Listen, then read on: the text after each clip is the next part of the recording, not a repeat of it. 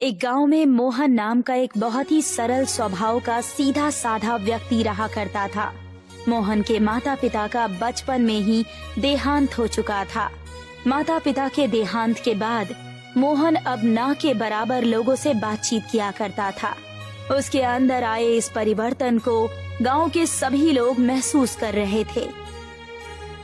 एक दिन की बात है, मोहन अपने कपड़ों की गठरी बांधे हुए गांव की सीमा से बाहर जा रहा था कि तभी गांव का मुखिया मोहन को जाते हुए देखकर उससे बोला, क्या बात है मोहन, ये गठरी लेकर कहाँ जा रहे हो? मुखिया जी, अब मेरे घर में मन नहीं लगता। ऐसा क्यों भाई? तुम्हारे घर में तुम्हारी बचपन की यादें बसी हुई हैं। मत भूलो कि इस घर से तुम्हारे माता पिता की भी यादें जुड़ी हुई हैं, जो अब इस संसार में नहीं है।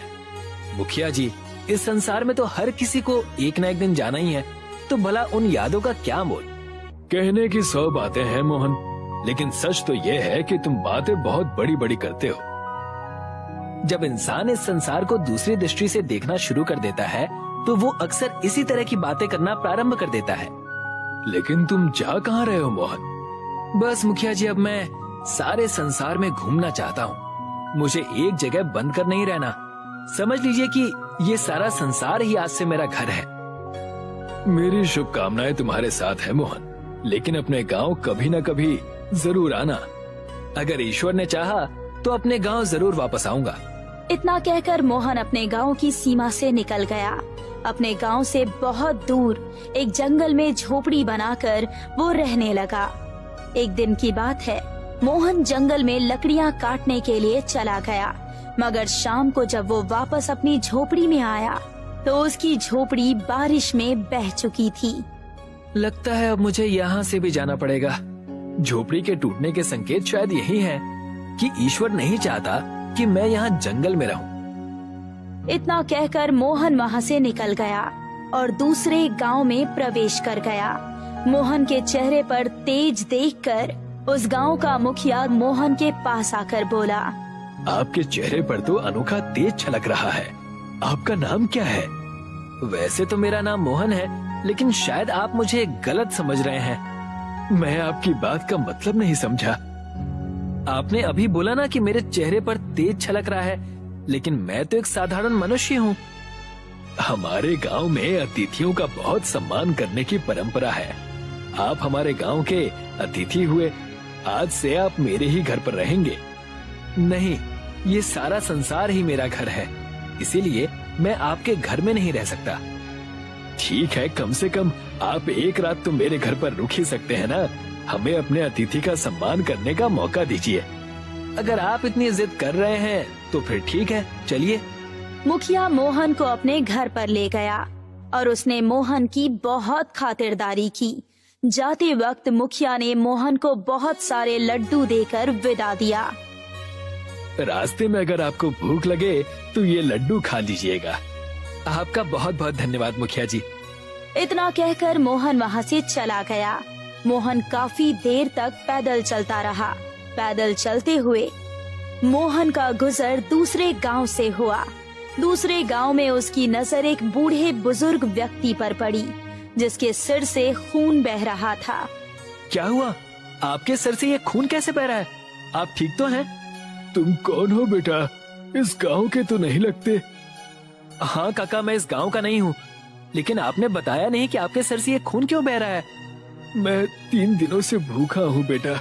भूख से मेरी इतनी हालत खराब है कि मुझसे कुछ भी बोला नहीं जा रहा। मेरे पास बस यही लड्डू हैं बाबा, इन्हें आप खा लीजिए और सबसे पहले अपनी भूख को शांत कीजिए। मैं नहीं खा सकता। क्यों नहीं खा सकते?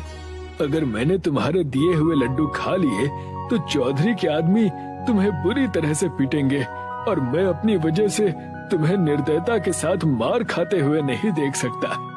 वो मेरा कुछ नहीं कर सकते। आप निश्चिंत होकर अपनी भूख को शांत कीजिए। आपको इस वक्त भोजन की बहुत आवश्यकता है। तुम्हारा बहुत बहुत धन्यवाद बेटा, वरना 3 दिन से मैं इन गांव वालों से खाना मांग रहा था, मगर किसी ने भी मुझे 2 रोटी तक नहीं दी। अब मुझे बताइए कि आपके सर से खून क्यों बह रहा है? हमारे गांव का एक बहुत ही क्रूर स्वभाव का जमींदार है, जो भोले भाले लोगों की जमीन पर अवैध रूप से कब्जा कर लेता है। अगर कोई उसके खिलाफ बोलता है तो वो उसे पीट कर लहूलुहान कर देता है और गांव में ये ऐलान कर देता है कि कोई भी उसे राशन तक ना दे। मैंने भी यही गलती की और मेरा ये हाल हो गया। आपने कोई गलती नहीं की बाबा, आपने वही किया जो आपके अंतर्मन ने कहा, और हमारा अंतर्मन कभी झूठ नहीं बोलता। तुम तो बहुत ही अच्छे स्वभाव के इंसान मालूम पड़ते हो बेटा। सच तो यह है कि तुम्हारे जैसे ही इंसान की इस गांव में सख्त आवश्यकता है, क्योंकि गांव का जमींदार चौधरी गांव के सभी भोले भाले नवयुवकों को बिगाड़ रहा है। वो उन्हें जुआ खेलने को कहता है, चोरी करने को कहता है। गांव के बहुत से नौजवान अब अपने माता पिता की बात तक नहीं मानते। आप चिंता मत कीजिए बाबा, मैं पूरी कोशिश करूंगा उन सबको सुधारने की। मोहन ने इतना कहा ही था कि तभी चौधरी के कुछ गुंडे वहां पर पहुंच गए और उस बुजुर्ग के हाथों में लड्डू देखकर गुस्से से आग बबूला हो गए। उन्हीं व्यक्तियों में से एक व्यक्ति बल्ली, जो कि जमींदार का बहुत ही खास व्यक्ति था, गुस्से से मोहन की ओर देखकर बोला, इस बुड्ढे को लड्डू किसने दिया है? इन्हें लड्डू मैंने दिया। क्या आपको बात करने की बिल्कुल भी तमीज नहीं है? ये उम्र में आपसे कितने बड़े हैं, ये आपके पिता समान हैं। आपको इनसे इस लहजे में बात करते हुए जरा भी शर्म नहीं आई? जिसने की शर्म उसके फूटे कर्म, ये कहावत तुमने नहीं सुनी क्या? नहीं, मैंने तो सुना है कि कर भला तो हो भला। मैं सिर्फ अच्छा ही बोलता हूँ और अच्छा ही देखता हूँ। तो फिर बुरा क्या होता है ये आज मैं तुझे बता देता हूँ। इतना कहकर बल्ली ने एक जोरदार थप्पड़ मोहन के गाल पर जड़ दिया। थप्पड़ खाकर मोहन मुस्कुराने लगा। बल्ली ने एक दूसरा थप्पड़ भी गाल पर जड़ दिया। दूसरा थप्पड़ खाकर भी मोहन मुस्कुराने लगा। मोहन मुस्कुराता रहा। बल्ली ने क्रोधित होकर थप्पड़ों की मोहन के ऊपर बौछार कर दी। आखिर तुम किस मिट्टी के बने हो भाई? मैंने तुम्हें इतने थप्पड़ मारे मगर फिर भी तुम लगातार मुस्कुराए ही जा रहे हो। क्या तुम्हें क्रोध नहीं आता? अगर इस गांव में आकर मुझे थप्पड़ खाने को मिला है तो इससे पूर्व मैं जिस गांव में गया था ये लड्डू मुझे वहीं खाने को मिले थे। हिंसा का जवाब हिंसा नहीं होता और अहिंसा हमेशा हिंसा पर भारी पड़ती है। मोहन की बात का पता नहीं बल्ली पर क्या असर हुआ कि वो वहाँ से चला गया। वो बुजुर्ग व्यक्ति मोहन को अपने साथ अपने घर ले आया। क्या आप घर पर अकेले रहते हैं बाबा? हाँ बेटा, लेकिन मैं हमेशा से अकेला नहीं था। कुछ सालों पहले मेरी पत्नी भी मेरे साथ रहा करती थी, जिसका स्वर्गवास हो गया। उसके जाने के बाद मेरा इकलौता पुत्र ही मेरा सहारा था, लेकिन कुछ समय पहले वो भी मुझे छोड़कर शहर की रंगीनियों में जाकर खो गया। आज से आप मुझे अपना ही पुत्र समझिए। लेकिन मेरी एक बात समझ में नहीं आई बेटा, उस बल्ली ने तुम्हें इतने थप्पड़ मारे, तुम चाहते तो उसे पीट सकते थे, फिर तुमने उस पर हाथ क्यों नहीं उठाया? अगर मैं उससे लड़ता तो उसके अंदर और अधिक क्रोध जाग जाता, और क्रोध इंसान का बहुत बड़ा दुश्मन होता है बाबा। क्रोध बदले की भावना को जगा देता है और इंसान मनुष्य से जानवर बन जाता है। अब आप स्वयं देखिए, जब मैंने उसके ऊपर हाथ नहीं उठाया तो वो चुपचाप वहाँ से चला गया। आपने उसे जाते हुए तो देखा, लेकिन मैंने जाते हुए उसके चेहरे पर एक आत्मग्लानि देखी जो शायद आपने नहीं देखी। तुम बहुत ही ज्ञानी मालूम पड़ते हो। जब तुम बातें करते हो तो ऐसा लगता है कि बस तुम्हें सुनते ही जाओ। बुजुर्ग व्यक्ति की बात सुनकर मोहन मुस्कुराने लगा। उस दिन के बाद मोहन उस बुजुर्ग व्यक्ति के साथ ही रहने लगा। कुछ दिन बाद मोहन एक खंडर के पास चला गया, जहाँ पर गांव के नवयुवक जुआ खेल रहे थे। मोहन को देखकर एक नवयुवक मोहन की ओर देखता हुआ बोला, तुम यहाँ पर क्यों आए हो? क्या तुम्हें भी हमारे साथ जुआ खेलना है? नहीं, बल्कि मैं तुम्हें यहाँ पर ये बताने आया हूँ कि जुआ अच्छी आदत नहीं है, बल्कि बहुत ही बुरी आदत है। लेकिन हमें तो इसे खेलने में बहुत ही आनंद आता है और बगैर मेहनत किए हुए हमें इसमें बहुत सारा धन भी मिल जाता है।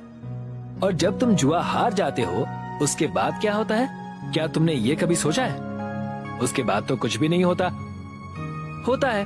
उसके बाद तुम्हारे परिवार को भूखा रहना पड़ता है। तुम्हारे माता पिता जो चौधरी से कर्ज लेकर आते हैं वही चौधरी उन्हें अपमानित करके उनकी भारी ब्याज वसूलता है और तुम्हारी जमीन जिन पर तुम खेती करते हो उस पर अवैध कब्जा कर लेता है।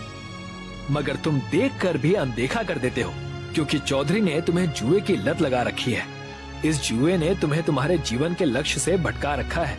अगर तुम अभी से इस जुए को छोड़कर मेहनत से अपने खेत पर कार्य करना प्रारंभ कर दो तो मेरी बात का विश्वास मानो, वो दिन दूर नहीं जब तुम चौधरी से अधिक अमीर हो जाओगे। ये तो हमने कभी सोचा ही नहीं। हम आपसे वादा करते हैं कि हम कभी भी अब जुआ नहीं खेलेंगे। आपका बहुत बहुत धन्यवाद, आपने हमें सही दिशा दिखाई। उस दिन के बाद से गांव में जुआ खेलना बंद हो गया। गांव के लोगों को बदलता हुआ देख चौधरी बुरी तरह परेशान हो गया। वो क्रोधित होकर बल्ली से बोला, ये सब हो क्या रहा है बल्ली? गांव के सारे लोग अगर सुधर गए तो मेरा तो धंधा बंद हो जाएगा। मैं जानता हूँ ये सब कुछ कौन कर रहा है। कौन? मुझे बताओ उसके बारे में। उसका नाम मोहन है, वो इस गांव का नहीं है। किस गांव से आया है ये भी पता नहीं, और वो उसी बूढ़े व्यक्ति के घर पर ठहरा हुआ है जिसे आपने बुरी तरह से पीटा था। जब सब कुछ जानते ही हो तो तुम उसे जाकर सबक क्यों नहीं सिखा देते? आपको क्या लगता है चौधरी साहब, क्या मैंने उसे पीटा नहीं? लेकिन अजीब बात तो ये है कि मैं उसे जितना मारता हूँ उतनी ही बार मेरी ओर मुस्कुरा कर देखता है। फिर पता नहीं क्यों मुझे अंदर से ही उसके लिए बहुत बुरा लगने लगता है। लगता है तुम्हारा दिमाग खराब हो गया है। जाओ जाकर गांव में सभी जगह पर ऐलान कर दो कि अगर गांव के किसी भी व्यक्ति ने उस बूढ़े को या उस मोहन को राशन का एक टुकड़ा भी दिया तो चौधरी उसे मार मार कर उसका बुरा हाल कर देगा। और अपने आदमियों को बोलो कि उसे जाकर परेशान करे। देखना कुछ ही दिनों में यहाँ से भाग जाएगा। चौधरी की बात सुनकर बल्ली वहाँ से चला गया और उसने ठीक वैसे ही किया जैसा कि चौधरी ने उससे करने के लिए कहा था। उस दिन के बाद मोहन और उस बुजुर्ग व्यक्ति को राशन मिलना बंद हो गया। कोई भी व्यक्ति डर की वजह से उन दोनों को अपने घर का पानी तक नहीं पिलाता था। ये सब देखकर बुजुर्ग व्यक्ति मोहन से बोला, आखिर मुझे जिस बात का भय था वही हुआ बेटा। तुम यहाँ से चले क्यों नहीं जाते? चिंता मत कीजिए बाबा, मैं भी देखता हूँ कि उस चौधरी के अंदर अत्याचार करने की कितनी हद है, लेकिन वो मुझे नहीं तोड़ पाएगा बल्कि स्वयं टूट जाएगा। बेटा तुम चौधरी को नहीं जानते, वो बहुत ही ज्यादा अत्याचारी है। वो कितना भी बड़ा अत्याचारी क्यों ना हो, सत्य के सामने उसे झुकना ही पड़ेगा। इसलिए मैं उसके इस रवैये से सत्य का साथ नहीं छोड़ूंगा। मैं गांव में लोगों को सुधारने का कार्य तब तक करता रहूंगा जब तक कि यहाँ के लोग पूरी तरह से सुधर नहीं जाते, भले ही उसके लिए मुझे खुद पर उसके कितने भी अत्याचार बर्दाश्त क्यों न करने पड़े। मोहन ने गांव के भोले भाले लोगों को समझाना बंद नहीं किया। ये सब देखकर चौधरी अपना आपा खो बैठा और एक दिन उसने क्रोधित होकर अपने आदमियों से मोहन को अपनी हवेली पर उठवा लिया। मुझे लगता था कि मेरे सामने कोई साधु संत आएगा, मगर तुम तो एक नवयुवक हो। तुम्हारी उम्र तो खेलने कूदने की है बच्चे। अगर मेरी उम्र खेलने कूदने की है तो तुम्हारी उम्र भी ईश्वर की आराधना करने की है। तुम लोगों पर अत्याचार क्यों कर रहे हो?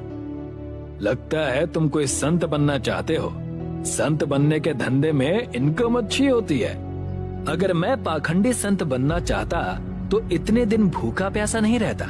अपनी कपड़ों की गठरी लेकर यहाँ से चला जाता। मैं तुम्हारे बारे में सब जानता हूँ। क्या जानते हो मेरे बारे में? तुम तो इस गांव के हो भी नहीं। हाँ, मैं इस गांव का नहीं हूँ, लेकिन मुझे इस गांव में रहते हुए काफी समय हो गया है। मैं जानता हूँ कि तुम्हारा बेटा था जो रोड एक्सीडेंट में मारा गया। तुम्हें उस एक्सीडेंट से कुछ सीखना चाहिए। सोचो कि तुम इतने लोगों पर अत्याचार करते हो। ईश्वर ना करे अगर कोई ट्रक तुम्हें कुचलता हुआ निकल जाए तो तुम्हारा सारा का सारा धन यहीं का यहीं धरा रह जाएगा। तुम अपने साथ एक सिक्का तक नहीं ले जा सकते हो। तो फिर ये सब किस लिए? आखिर तुम्हें लौट के ईश्वर के पास ही जाना है। जरा सोचो चौधरी, तुम्हारे जिस मृत बेटे के लिए गांव के लोगों के दिल में हमदर्दी होनी चाहिए, लोग उसे गालियां बकते हैं तुम्हारे स्वभाव की वजह से। अगर कुछ करना ही है तो ऐसा करो ना कि लोग तुम्हें दुआएं दें, ना कि कुछ ऐसा करो कि इतिहास में तुम्हारा नाम काले अक्षरों में लिखा जाए। मोहन की बात पर चौधरी के दिल में न जाने क्या असर हुआ। चौधरी सुधर गया। मोहन की ओर देखकर बोला, मुझे माफ कर दो बेटा, मुझसे बहुत बड़ी भूल हो गई। आज तक मैंने जितनी भी जमीनों पर कब्जा किया है वो सभी जमीनें वापस कर दूंगा और आज से मैं ईश्वर की आराधना करूंगा। आज तो तुम मेरी ही हवेली में रहोगे। नहीं चौधरी साहब, मेरा अब जाने का समय हो गया है। मुझे मेरे जीवन का लक्ष्य मिल गया है। अब मैं हर गांव जाकर लोगों को सुधारने का काम करूंगा। ईश्वर तुम्हें जरूर इस काम में सफलता देगा। क्या तुम जानते हो, तुम्हें जो चीज मिली है उसे वरदान कहते हैं। जैसे कि ईश्वर ने बुद्ध को वरदान दिया था, तुम भी उन्हीं के नक्शे कदम पर चलने के लिए अग्रसर हो। तुम्हें जरूर कामयाबी मिलेगी। चौधरी की बात सुनकर मोहन मुस्कुराता हुआ उस गांव को छोड़कर चला गया। शायद चौधरी ने सही